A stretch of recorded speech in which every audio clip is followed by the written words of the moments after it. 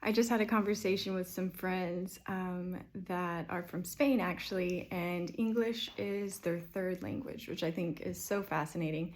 And one of the things that just made my whole heart explode and even got my mind really thinking today, and what I'm here to share with you, even, is how different language is in the conveying of how we feel and the conveying of how we communicate and in the interpretation of what we experience and how we share that with another. And what was cool was through their translation and communication, it was brought up, to create some plans.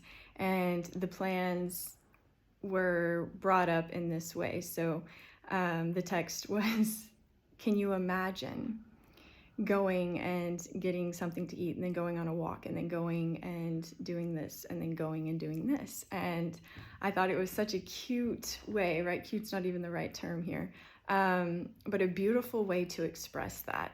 And I spent time with it on my own because I was like, that's such a different, I've never had anyone say things like that. Like, can you imagine going and grabbing lunch? Can you imagine meeting me at the library? Or can you imagine? And I think I'm going to adopt it actually because I love it so much. So instead of what do you think about or do you want to meet here, being like, can you imagine this? Can you imagine that? And what it stirred up in me was just that language with myself too.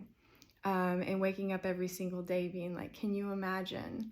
And creating this day that I'm going to be absolutely in love with and to adore every detail of it because I did imagine it, because I did create it, because I did, have that interplay and that dance with life to create these things that come from my heart, that come from my imagination, that childlike play and wonder and, hunger, appetite for life. And putting these words on it just made it feel more like me. And I found it interesting that my language has been shaped by my education, by my family, by my experiences, by my, all the intellectual things that I've gathered along the way, and how just this simple conversation actually feels more natural to me now to say, instead of, to myself, what would you want to do today? Or what are we going to do today? Or what do we need to do today? But can you imagine a day that looks like this?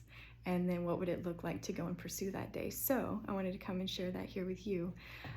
Maybe shift your language with regards to your life and really start talking to yourself in a more beautiful way, even in the preparation and the planning of your day.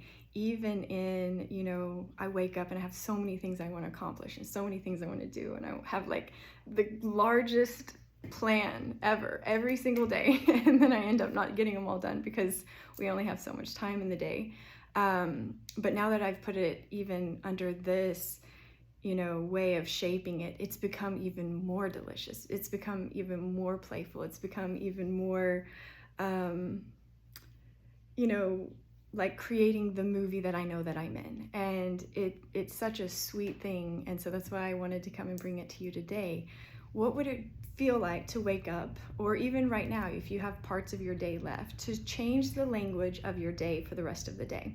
And instead of even, with yourself having a to-do list or a task list, to go and be more in your imagination of what the most delicious, most productive, most badass version of your day could look like, and then dance your way there and let it change and let it, shape shift as you get into it, of course, but to go into it with imagination instead of this expectation. It's so different and it feels so sweet. And no matter what, you end the day in this very romantic way, because you imagined it, you didn't demand it, you didn't expect it, you didn't have a task list that had to be, checked off, but you lived it, you swam in it, you tasted it, you touched it, you felt it, you played with it.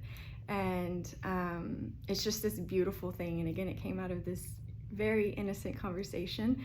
And again, the other thing that it brought up in me too was, how often we learn from things that you don't even think are there to teach you if you're available to be in life, feel in life, and even feel words and feel conversation, and what we look at as the mundane and the monotonous and the like filler, like, because most people would look at that scenario and be like, the conversation to get to the plan, right, was nothing, right?